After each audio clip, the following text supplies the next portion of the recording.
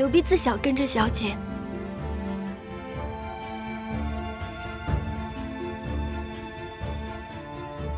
知道柯在奴的头也报答不了小姐的好，可奴婢也知道，这就是奴婢的归宿。归宿？东林，你对乙公子？奴婢是喜欢乙公子，可奴婢也知道，和乙公子一个在天，一个在地，从没存有半点非分之想。直到回曲梁的前一天，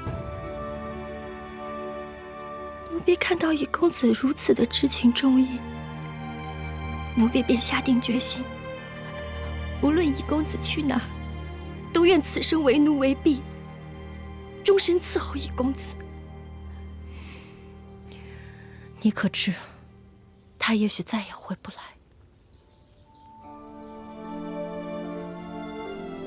奴婢不知道，奴婢也不在意。哪怕此生再也回不了曲梁，奴婢也心甘情愿。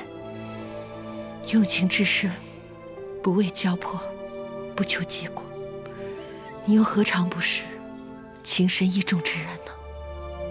我自当应该欣慰感动，又怎会不成全你？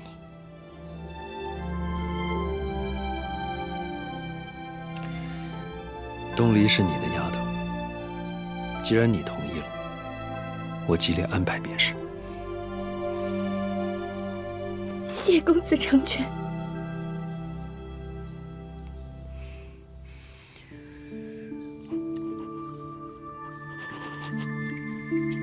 谢小姐，谢小姐成全。来，东篱。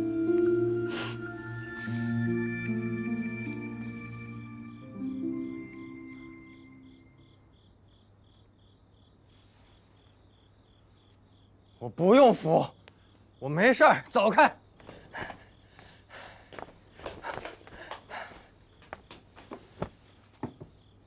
我是不是特别没用？我们这次赔大了，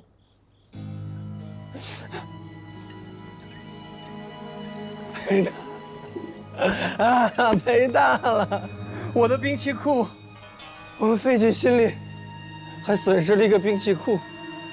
到头来，只废掉了一个不争气的老二，还有一个小小的老七，连老三的毛都没沾着，都没沾着。老三，我一定会赢了你的，老三，我一定会赢。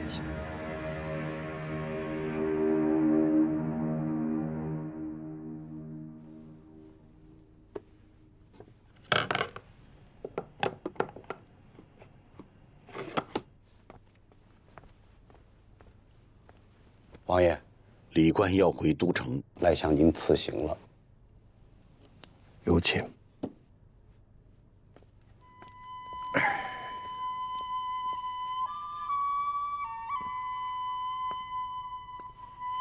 下官拜见王爷。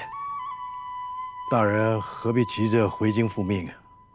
本王已经命下人备好酒宴，以为大人一路舟车劳顿。哎，这就前去。啊，不可不可。下官在离开京都之时，丞相曾嘱咐过下官，说在王爷治下，曲梁生机勃发，开拓出这一片沃土肥城，王爷自是要好好甄选一个后继之人。唉，只可惜誓死不争，让王爷多年的心血白白的付诸东流。丞相说王爷定是心情不佳，让下官不可叨扰。没想到本王的心情，这个丞相远隔千里，都能了若指掌。丞相说中了。先王妃走后，本王穷一生的精力治理曲梁，就是想把曲梁治理成一个富庶之城，传给他的儿子。世子之位废了，复立，可见本王对世子的宠爱。但没想到，世子这一次做的事情，确实让本王失望。早就听闻王爷对先王妃一往情深，今日一见，果真如此。先王妃既已现世，王爷还是早些释怀为好。是啊，也该释怀了。人生七十古来稀呀。既然世子不争，那这个爵位传给谁，那都是身后之事。从今日起，今朝有酒今朝醉。王爷若是这么想，那下官赴这酒宴，便不再是违抗丞相之命了。大人请。请。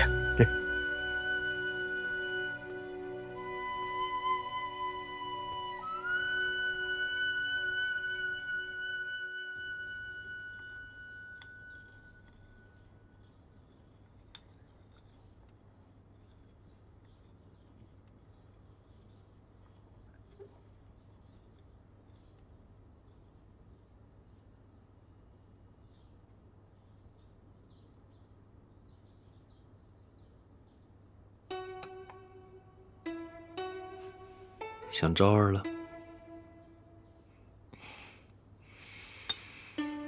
许久未见昭儿，也不知道昭儿在王府怎么样。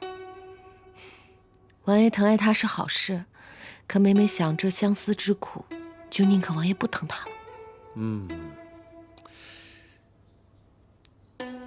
想见她，倒也不难。或许，公子，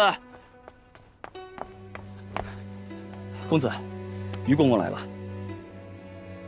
什么事啊？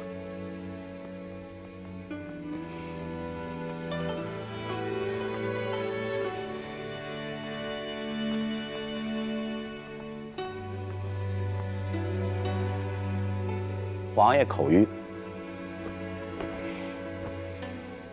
王爷念信公子连夫人思子心切，特命前往王府接昭公子回邸。谢王爷。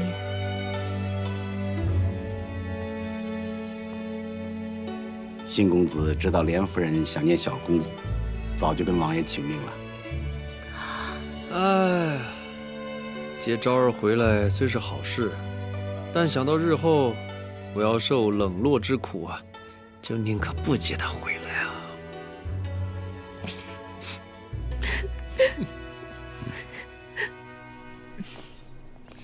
诗儿啊，你有多久没见你父亲了？好久好久了。那你想不想他呢？想，可儿子想不起父亲长什么样子了。那你等一下见到他的时候，你仔细看一看，你是公子邸的长子，哪有忘了自己父亲的？嗯。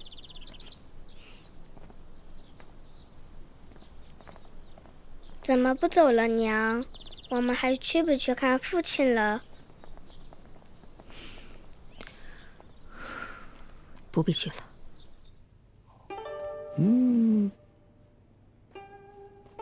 王爷，小公子睡着了，给奴婢吧。好。再抱抱，再抱抱啊！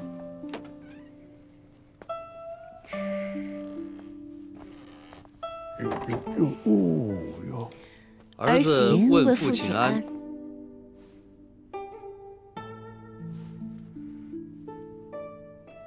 坐啊。王爷，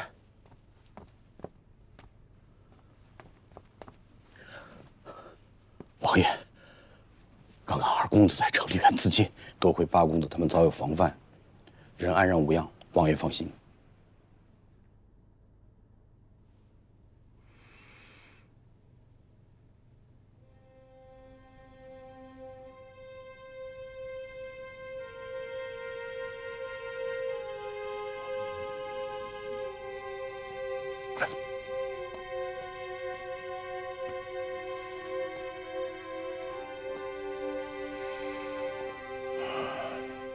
世子被废，没有落井下石，老八难得。明天召老八来见本王。是。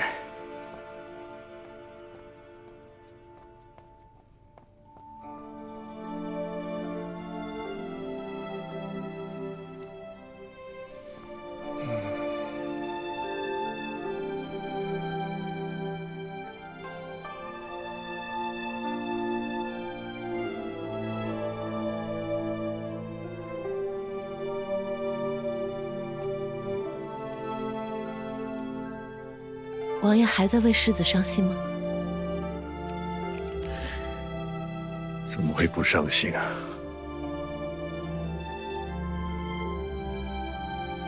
本王只不过多活了几年，就逼着他欲行大逆之事。早知会如此，何必当初？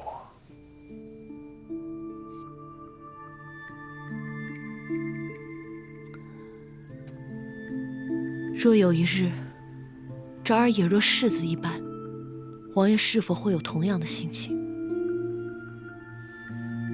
不得无礼。让他说。若有朝一日，昭儿也让人哀其不幸，怒其不争，王爷是否会有同样的心情呢？以现在看是不会。可是等他长大之后，等他长大了，王爷已经为他付出的太多，便会有同样的心情了。王爷是曲梁的鞍马，却也是一个青春渐逝的老者，牺牲了30几年，怀念的太多，付出的太多，怎会不伤心的太多，失望的太多？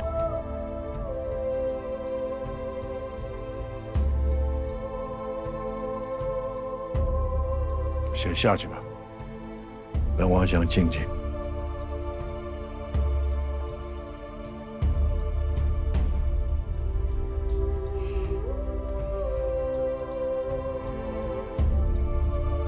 你一路都没说话。妾身是因为王爷而伤感，在妾身心中，没人能比王爷更加睿智、精干。可就是这样一个英明的曲梁之主，在面对世子之事时，无论是亏仗废黜，还是酿酒复利，还是直到今天的相信他忤逆，王爷一直都很糊涂。人呢，总是关心则乱。父亲也是如此。父爱让王爷糊涂，可是就是这样，才让妾身觉得他更加真实可敬。只可惜，我们却要一次一次将刀搁在他的心上。这袭爵之路，树欲静而风不止。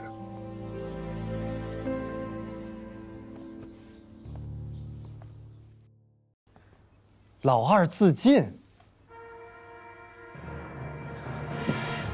公子不用去了，妾身已经告诉了华公子，他已经把人救下了。为什么？此事足以让我重新回到父王视线。这么好的机会，你为什么给老八呀？妾身不仅要牺牲这次机会，还要牺牲那些死忠于公子的官员，让他们从此为华公子鞍前马后。姊妹，是我喝醉了，还是你喝醉了？公子是困了，还是没睡醒？公子认为失掉兵器库之后，我们袭爵的希望还有几分？3，不，2分吧。1分都没有。公子坐。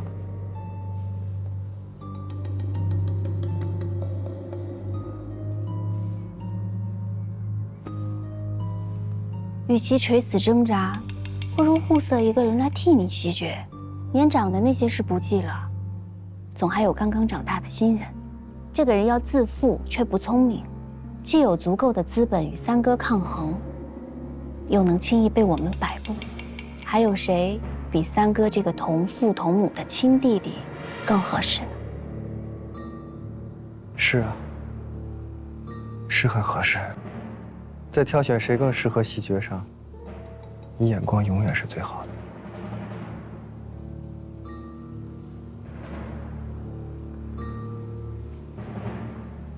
因为在你心里，只有这一件事儿。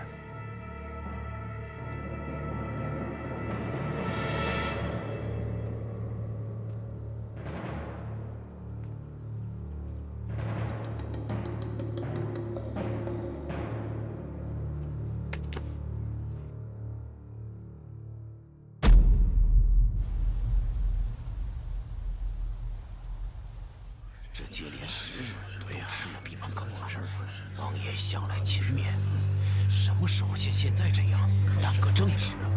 就是，王爷接连生病，怕是大限。哎，话可不敢乱说，咱们只听着就好。别咱们召集的人有的是，静观其变，静观其变啊！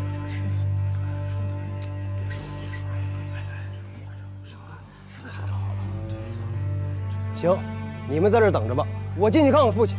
哎，五哥，你怎么就没个长进？这么多年还是急脾气？我能不急吗？父亲病情怎么样？现在谁也不知道。还有，冬至祭祖在即，父亲到底能不能去？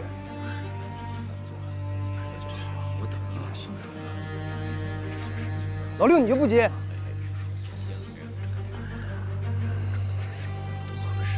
三哥、四哥也不急。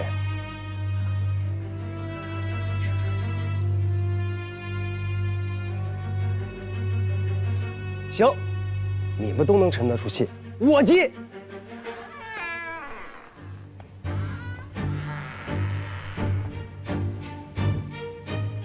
王爷有命，信公子听命。王爷身子不爽，命信公子代行祭祖大礼。看明白了，说什么？儿子遵命。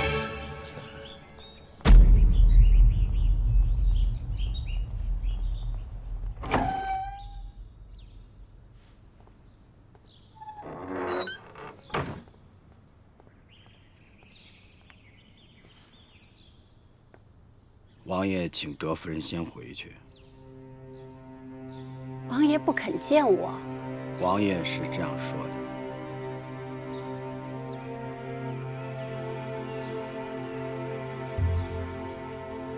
妾身告退。看来本王的决定让他委屈了。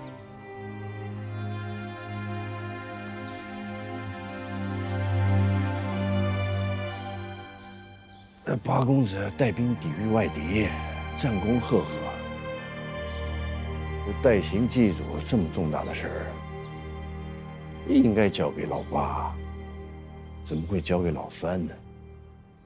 三公子、八公子同为亲子，德夫人却如此偏心，到底是养大于生。你呢？你怎么看？王爷出事说让三公子代为祭奠，夏公也颇为意外。八公子现在是声望日重，又手握重兵，世子未立，下官也私自猜测过，这祭奠大礼，您可能会召回八公子。现在呢？王爷多年来和赵公子同吃同住，虚心教养，怕是……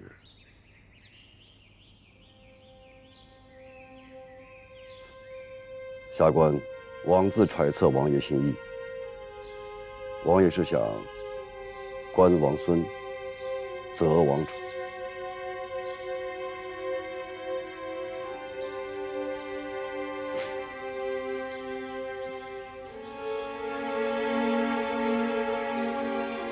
你都这样想，那别人呢？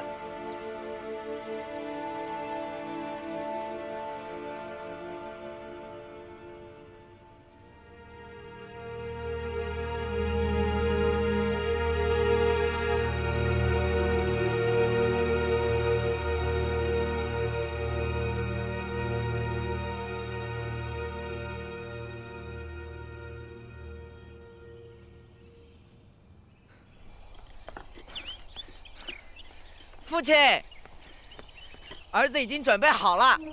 嘘，我的小公子啊，公子吩咐了，不让任何人打扰他。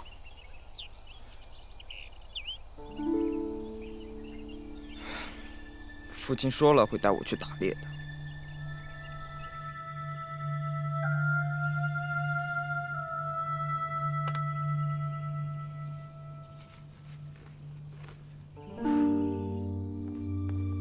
母亲，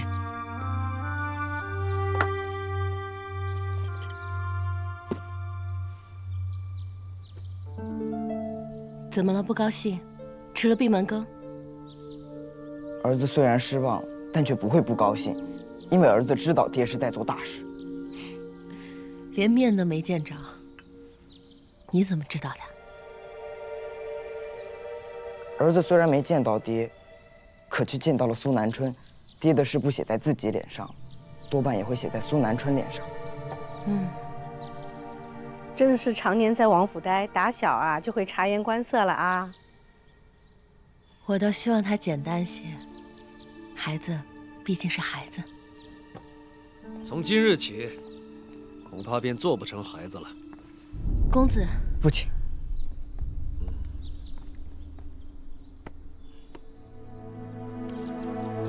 你先回屋里，父亲有话要和你母亲说。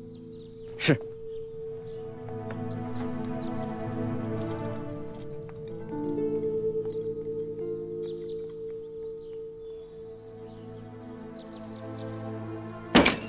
一道亡命，让我这边所有人都成了笑话。公子，官员，10几年汲汲营营啊，输给了一个孩子。华公子如日中天，妾身也没有料到，王爷将他扶持成昭德将军，竟就只让他当了昭德将军。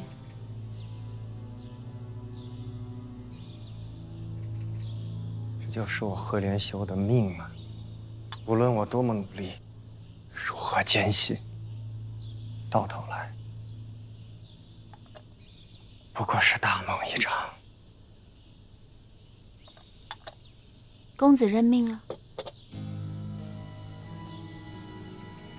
这么多年，我是瞧明白喽，公子们再怎么争，怎么斗，到头来不过是水里的浮萍。可端着这水的是父亲。公子认命，妾身不认，远没到最终结局。王爷忘了华公子，妾身便让华公子回到王爷眼前。至于那些挡着王爷视线的人，除掉便是了。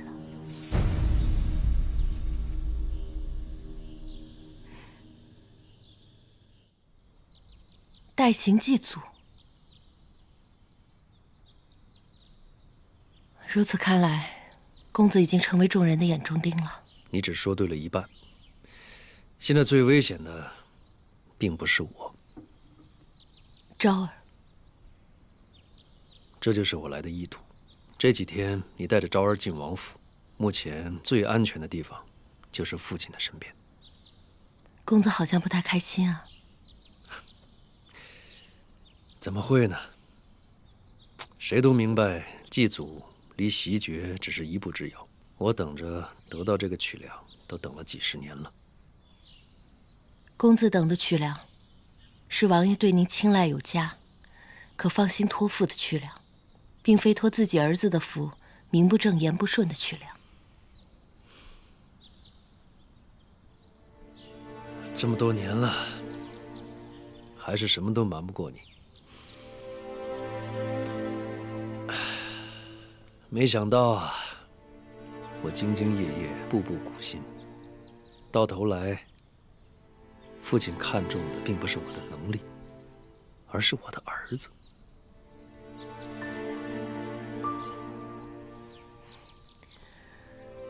王爷的确老了，可老了并不代表糊涂，他心眼可通明着呢。妾身相信，他自有衡量。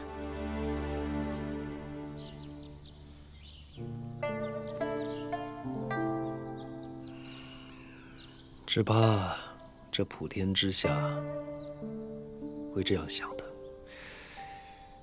就只有你了。什么人？快出来！昭儿，怎么了？母亲，刚才有个人鬼鬼祟祟的在窗边偷听，儿子刚跑过来，被消失得无影无踪了。明日一早便动身，不得再耽误。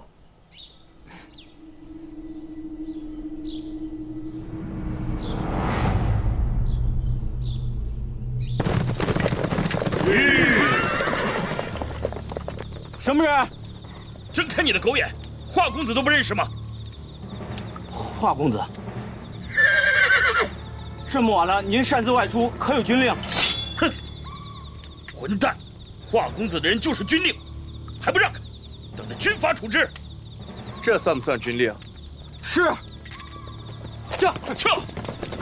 启禀将军，华公子果然携带一队人马前往曲梁而去。果然如信公子所料，兵马都埋伏好了吗？已按照将军军令，潜伏在去曲梁之路。传令伏军，立刻拦截。莲夫人和小公子的住处，德夫人已经让奴婢准备好了，二位安心住下即可。有劳秋实嬷嬷。莲夫人客气了，您来府中陪伴德夫人，她十分高兴。德夫人让奴婢专程带给小公子的八珍糕，何不趁热尝尝？外面风大，还是回去吃吧。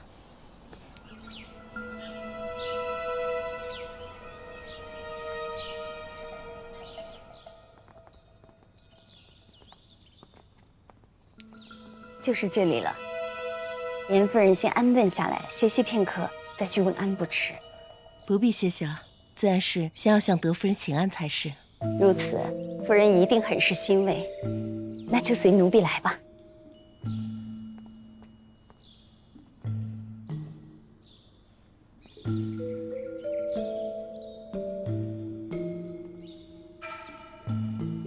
德夫人吩咐，她今日受了寒，就不必过去问安了。另外，晚膳就请莲夫人自行安排吧。奴婢告退了。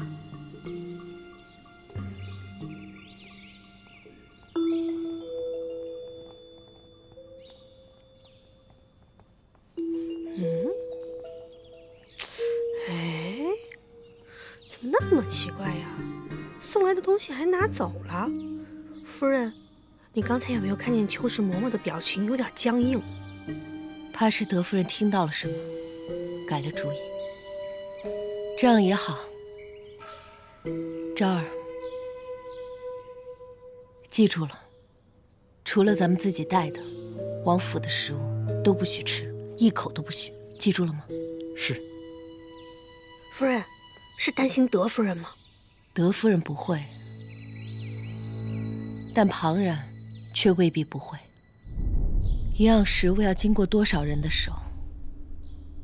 要是真出了事，到时候咱们连查都查不出来是谁。我让你带的匕首带了吗？哦，带着呢。小心所有靠近你的人，一旦有什么危险，立刻拔出，绝不手软。是。可是母亲，这王府儿子每天都来，向来安全得很呢。今时不同往日，如今祭祖的亡命一下，咱们11年的安稳，怕是再也守不住了。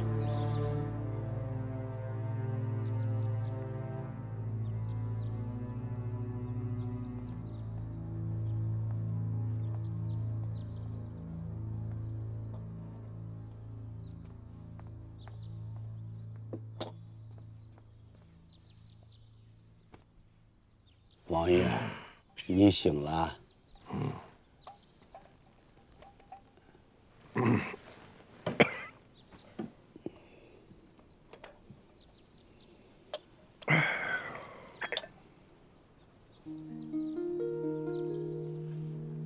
怎么是这个茶？好，王爷，连夫人刚住进府里，刚才带着小公子过来拜望您，特地给您带的枇杷花茶，直到您睡了就回去了。要不要？老仆现在去请他们过来。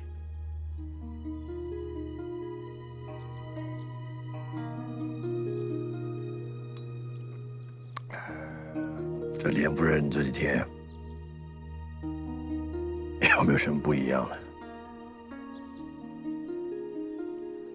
最近，她每天还是抄经诵经，还是稳稳当当、妥妥帖帖的样子，倒是对小公子更寸步不离了。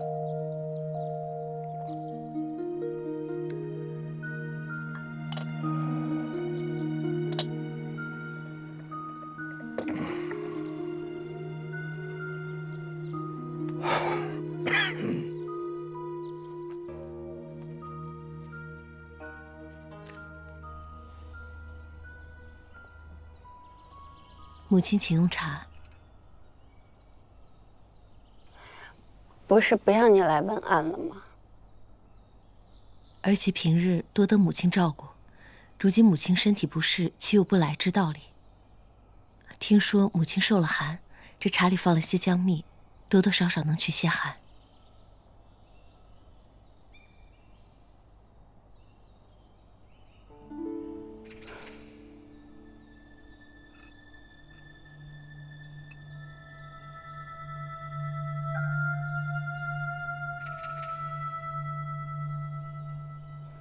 你有心了。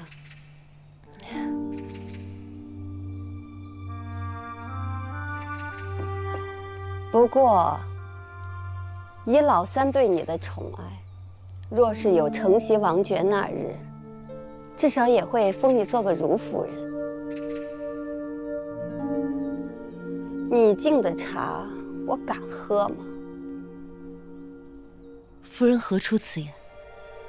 我久居府中，这脑子不大灵光了，只当是王爷垂青老三。今天才听说，是因为你生了个好儿子。可惜老八披星戴月在沙场征战，到头来却输给一个孩子。夫人多心了，王爷只是身体微恙，才会让新公子代为祭祖，并没有其他的想法。若王爷真的是想要传位，华公子文武双全，战功赫赫，必定是王爷心中的首选。只是他此刻人在边陲，这祭祖的事，才轮到了信公子而已啊。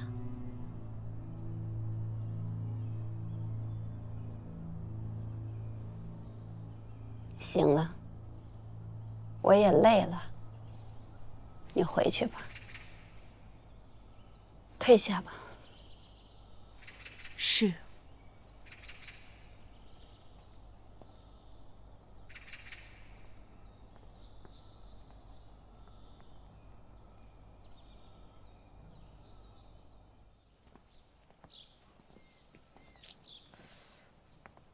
夫人，奴婢怎么想也想不明白，公子和华公子都是德夫人亲生，为什么听见是公子祭祖，德夫人就这样百般不情愿呢？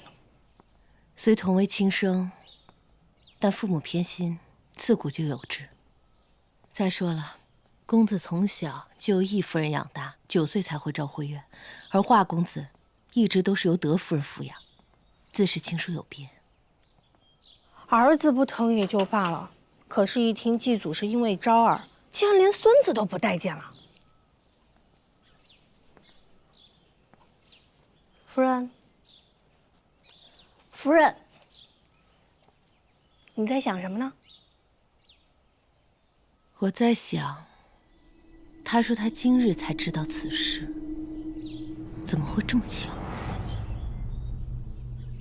莲夫人果然是朵解语花。是四夫人。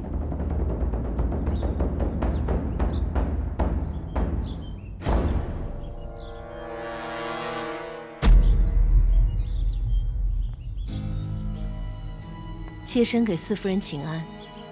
不必多礼。素闻莲夫人深得王爷和三哥宠爱，今日总算知道缘由。能识得人心，又句句话说到人想听之处，试问这样的人谁会不喜欢呢？妾身只是说出心中所想罢了。倒是四夫人，今日也在王府。听闻德夫人最近有些烦闷，特地过来陪陪，炖了碗阿胶汤送去。可惜，蜜姜茶也好，阿胶汤也罢，怕是治不了德夫人的心病了。四夫人也知道她的心病。德夫人一心希望华公子袭爵，莲夫人又怎会不知？四夫人如此坦率，妾身很是佩服。只是传爵之事重大，我们作为女眷，恐怕不太方便参与吧。若是天随人愿，自然不必参与；可若是事与愿违，我和莲夫人都是女人，女人最希望看到的就是自己的男人出人头地。只要修公子好，我做什么都愿意。相信莲夫人也是如此。好了，汤快凉了，若有机会，改日再和莲夫人叙旧。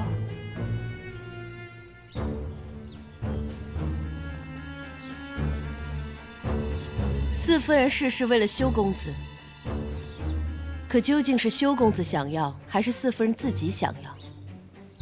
您真的分得清吗？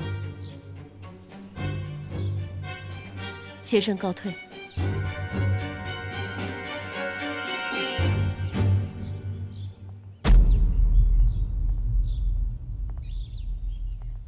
懂得读心，又懂得攻心。这个人远比我想象中更加可怕。看他不慌不忙的样子，想必昭公子果然没吃那八珍糕。真是枉费了奴婢苦心混进厨房，更是枉费了那包鹤顶红。还是夫人料事如神，早知不会成功。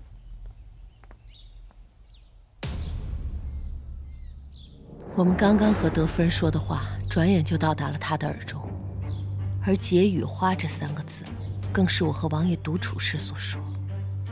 此人行事利落，耳目通明，简直叹为观止。都安排好了吗？夫人放心，一切就等明天。是修公子想要，还是我想要，并不重要。重要的是如何得到。阮之妹心术不正，四公子作恶多年，必有他在背后相助。曲良怎能落入他们之手？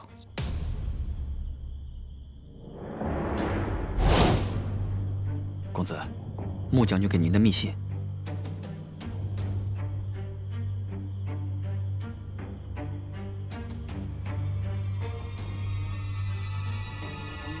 望信公子释出姚夫人，务必尽全力助公子袭爵。母亲，今天是父亲的祭祖大典，一定很热闹。儿子想去看看。母亲昨天说过，眼下处处危险，不要到处乱跑，留在这里陪母亲好不好？儿子事事依从母亲，今天就想听一次自己的。哎。